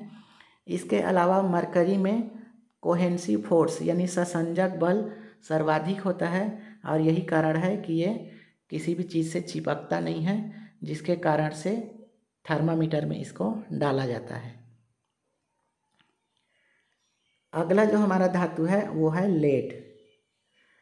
लेड को प्लम्बम कहा जाता है, और लेड का अयस्क है गैल्ना। ये कई बार पूछा जाता है कि गैल्ना किसका अयस्क है, तो लेड का अयस्क है। इसके बाद अगला जो धातु है वो है यूरेनियम। यूरेनियम का अयस्क है पिंच ब्लेंडी, ये आपको याद रखना है। इसके अलावा यूरेनियम हमको कई रूपों में मिलता है, यूरेनियम 234, यूरेनियम 235, यूरेनियम 238। सर्वाधिक मात्रा में जो मिलता है वो हमको मिलता है यूरेनियम 238। तो ये आपको याद रखना है। यूरेनियम का उपयोग परमाणु रिएक्टर में ईंधन के रूप में किया जाता है। अगला जो है वो है थोरियम। थोरियम का उपयोग भी ईंधन के रूप में किया जाता है परमाणु रिएक्टर वगैरह में, बिजली बनाने में। और थोरियम का अयस्क है मोनोजाइट, बालू, और ये केरल के तट पर मिलता है। नेक्स्ट है हमारा लोहा यानी आयरन। इसके अयस्क हैं हेमेटाइट, मैग्नेटाइट, सीडेराइट। ये हमने अयस्क वाले में भी देखा इसको, तो आपको इसको याद रखना है। और लोहा जो है 3 प्रकार के होते हैं। ढलवा लोहा, इसमें सर्वाधिक कार्बन होता है, ये याद रखिए। दूसरा होता है पिटवा लोहा, इसकी चादर बनाई जाती है क्योंकि ये सर्वाधिक तन्य और आघातवर्धनी होता है। तीसरा होता है इस्पात। इस्पात में न्यूनतम कार्बन होता है और इसके स्थायी चुंबक बनाए जाते हैं। तो ये बार बार पूछा जाता है स्थायी चुंबक किसके बनाए जाते हैं, सर्वाधिक आघातवर्धनी कौन सा लोहा होता है। तो इसलिए इन सब को आपको याद कर लेना है। ये एक विशेष तत्व है गैल्वेनीकरण। गैल्वेनीकरण क्या होता है, तो इस्पात को जंगरोधी बनाने के लिए उस पर जस्ते की परत चढ़ा देना गैल्वेनीकरण कहलाता है। और जंग लगना एक कैसी क्रिया है, रासायनिक क्रिया है। कई बार पूछा जाता है कि जंग कौन सी क्रिया है। नेक्स्ट हमारा धातु है टीन। तो टीन के अयस्क आपको याद रखना है कैसे, टेराइट, इसको आपको याद रखना है। अब हम कुछ और विशेष तथ्य यहाँ पर देख लेते हैं। जैसे उत्कृष्ट धातुएं तो कौन कौन सी होती हैं, सोना, चांदी, प्लेटिनम, मरकरी वगैरह, ठीक है। दूसरा है सिक्का धातु, सिक्का धातु में सोना, चांदी, तांबा, इसको आपको याद रख लेना है। क्षार धातु, तो क्षार धातु क्या होते हैं, तो जो 1A वर्ग के तत्व होते हैं, यानी पहले समूह के जो तत्व होते हैं वे क्षार धातु होते हैं। इसमें lithium, sodium, potassium, rubidium, caesium, francium, ये सब आ जाएगा। इसके बाद आपको याद रखना है सबसे कठोरतम धातु कौन होता है, तो प्लेटिनम होता है सबसे कठोरतम धातु, इसको वाइट गोल्ड कहा जाता है। इसके अलावा आपको याद रखना है आतिशबाजी में लाल कलर ये किसके कारण होता है, तो स्ट्रांसियम के कारण होता है। पटाखे वगैरह में जो लाल कलर दिखाई देता है तो वो स्ट्रांसियम के कारण होता है। हरा कलर बेरियम के कारण होता है। नेक्स्ट जो तथ्य है वो है विद्युत बल्ब में फिलामेंट किसका होता है, तो टंगस्टन का होता है। विद्युत बल्ब के अंदर कौन सी गैस भरी होती है, तो आर्गन गैस भरी होती है। नेक्स्ट है कृत्रिम वर्षा किससे कराते हैं, तो सिल्वर आयोडाइड से कराते हैं। फाल्स गोल्ड किसको कहा जाता है, तो आयरन सल्फाइड को कहा जाता है। मोजाइक गोल्ड किसको कहा जाता है, स्टेनस सल्फाइड को कहा जाता है, इसका उपयोग पेंट बनाते हैं। इसके अलावा आपको याद रखना है रणनीतिक धातु किसे कहते हैं, तो टाइटेनियम को कहा जाता है। क्विक सिल्वर किसे कहते हैं, मरकरी को कहा जाता है। इसके अलावा ये भी कई बार आता है कि गोताखोर के सिलेंडर में कौन सी गैस भरी होती है, तो ऑक्सीजन के साथ हीलियम गैस भरी होती है। पहले नाइट्रोजन का उपयोग करते थे लेकिन अभी हीलियम का उपयोग करते हैं। तो इतने सारे तथ्य आपको याद रखना है। कुछ विशेष तथ्य आपको और देख लेना है, जैसे कि भूपर्पट्टी में सर्वाधिक तत्व कौन सा है। भूपर्पट्टी का मतलब ऐसे पृथ्वी जो होती है उसके ऊपरी परत में, तो इसमें सर्वाधिक तत्व है ऑक्सीजन और सबसे कम है स्टेटिन, तो ये आपको याद रखना है। इसके अलावा पृथ्वी में कौन सी तत्व सबसे ज़्यादा है, तो लोहा सबसे ज़्यादा है, आयरन। सबसे भारी धातु होती है ऑस्मियम, सबसे हल्की धातु होती है लिथियम और सबसे हल्का तत्व होता है हाइड्रोजन। तो धातु और तत्व में अंतर होता है, ठीक है। तो सबसे हल्का तत्व हाइड्रोजन, लेकिन हाइड्रोजन धातु नहीं होता, और सबसे हल्का जो धातु है वो है लिथियम। सबसे द्रव धातु है वो है पारा, द्रव अधातु है ब्रोमीन। तो ये कुछ विशेष तत्व आपको याद रखना है। इसके अलावा आपको याद रखना है सबसे कठोरतम जो तत्व है वो है हीरा और सबसे कठोरतम धातु है प्लेटिनम। तो धातु और तत्व में आपको याद रखना है कठोरतम तत्व हीरा है, लेकिन हीरा धातु नहीं है, हीरा अधातु है, कार्बन का रूप है, जबकि कठोरतम धातु प्लेटिनम है। तो ये छोटी छोटी बातें आपको याद रखनी है। अब हम कुछ महत्वपूर्ण अधातुओं को देखते हैं।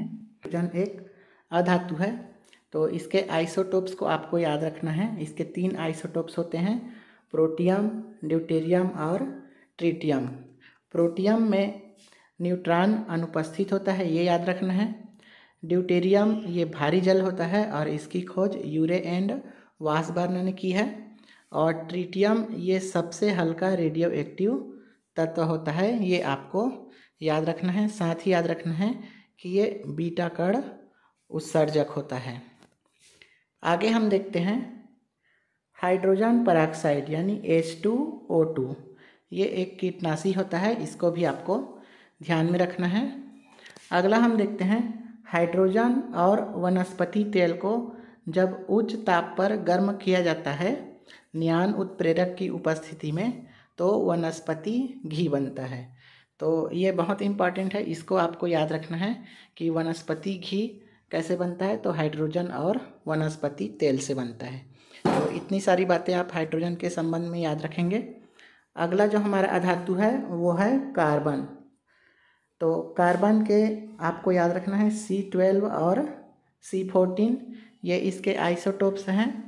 C12 यानी C12 ये परमाणु भार का अंतर्राष्ट्रीय मानक होता है, इसको आपको याद रखना है। और ये दोनों रेडियो एक्टिव तत्व होते हैं, ये भी आपको याद रखना है। अगला आपको याद रखना है चारकोल। चारकोल ये भी कार्बन का अपर रूप है, साथ ही हीरा भी कार्बन का अपर रूप है और ये सबसे कठोरतम तत्व है, ये याद रखना है। ग्रेफाइट ये भी कार्बन का अपर रूप है और ये विद्युत का सुचालक होता है, इसको आपको याद रखना है। नेक्स्ट आपको याद रखना है कृत्रिम ग्रेफाइट, ये एचिसन विधि से बनाया जाता है।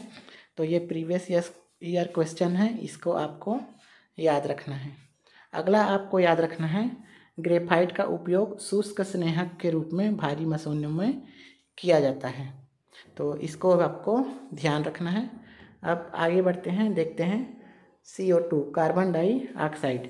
तो इसके संबंध में याद रखना है कि वायुमंडल में कार्बन डाइऑक्साइड की मात्रा 0.03% है और यह ग्रीन हाउस गैस है कार्बन डाइऑक्साइड। इसके बाद आपको याद रखना है कार्बन मोनोऑक्साइड। तो कार्बन के संबंध में कार्बन डाइऑक्साइड और कार्बन मोनोऑक्साइड को भी आपको याद रखना है। कार्बन मोनोऑक्साइड ऑक्सीजन की तुलना में 200 गुना अधिक तेजी से हीमोग्लोबिन से जुड़ता है। यही कारण है कि कमरे में जब कोई आग जला के सो जाता है तो दम घुटने से उसकी मौत हो जाती है, क्योंकि ऑक्सीजन की तुलना में कार्बन मोनोऑक्साइड अधिक तेजी से हीमोग्लोबिन से जुड़ जाता है। इसके अलावा आपको कार्बन मोनोऑक्साइड के संबंध में याद रखना है कि यह ऑटोमोबाइल का मुख्य प्रदूषक होता है, यानी मोटरसाइकिल वगैरह में जो धुआं निकलता है तो उसमें कार्बन मोनोऑक्साइड होता है, इसको आपको याद रखना है। अगला है कार्बन मोनोऑक्साइड और क्लोरीन, इन दोनों को मिलाकर फास्जिन गैस बनती है और ये बहुत विषैली होती है, ये आपको याद रखना है।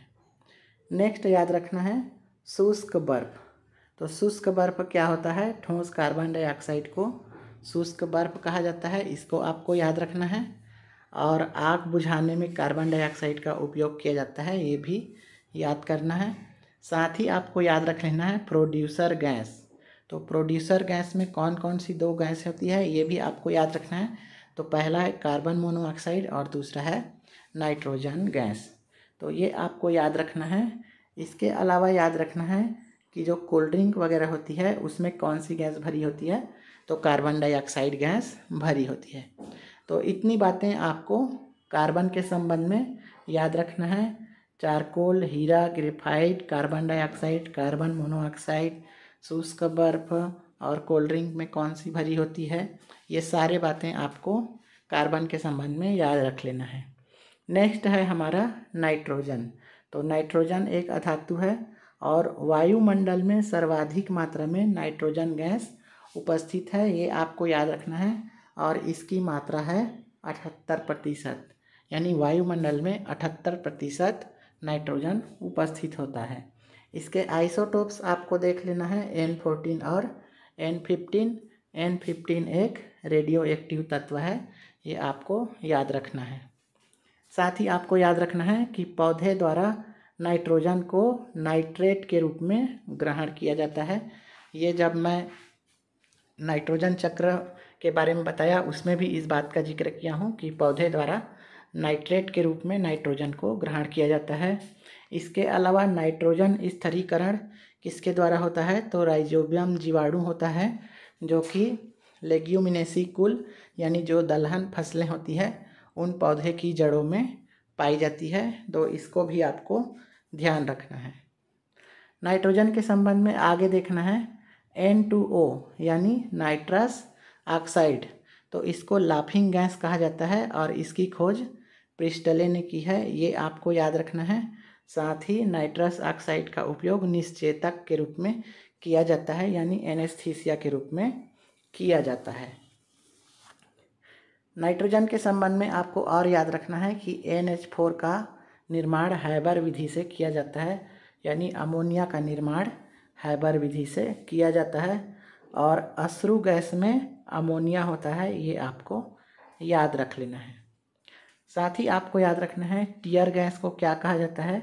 तो इसको एक्रोलीन कहा जाता है और इसको जो वैज्ञानिक नाम है वो है अल्फा क्लोरो एसीटोफिनोन। तो इतनी सारी बातें आपको याद रखना है। अगला हम देखते हैं ऑक्सीजन। तो ऑक्सीजन के आइसोटोप्स हैं O16, O17 और O18। ऑक्सीजन की खोज प्रिस्टले और सीले ने की है और इसका नामकरण तो लेवाइजिया ने किया है, ये तो आपको पता ही है। साथ ही आपको याद रखना है कि ओजोन का निर्माण ऑक्सीजन से ही होता है। इसका सूत्र होता है O3। O3 को ओजोन कहा जाता है। नेक्स्ट हम देखते हैं फास्फोरस। फास्फोरस के संबंध में आपको याद रखना है, एक होता है पीला फास्फोरस और एक होता है लाल फास्फोरस। पीला फास्फोरस ये ऑक्सीजन के संपर्क में आने पर पीले रंग के प्रकाश में जलता है और लाल फास्फोरस इसका उपयोग दिया सलाई में होता है। तो ये आपको याद रख लेना है। नेक्स्ट है सल्फर। अब सल्फर के संबंध में आपको याद रखना है कि प्राकृतिक रबर को कठोर बनाने के लिए क्या मिलाया जाता है उसमें, तो सल्फर मिलाया जाता है और इस प्रक्रिया को वल्कनीकरण कहा जाता है। तो इतना आपको ध्यान रखना है। आज के वीडियो में बस इतना ही। तो इस वीडियो को ज़्यादा से ज़्यादा शेयर कीजिए, लाइक कीजिए, सब्सक्राइब कीजिए और कमेंट कीजिए।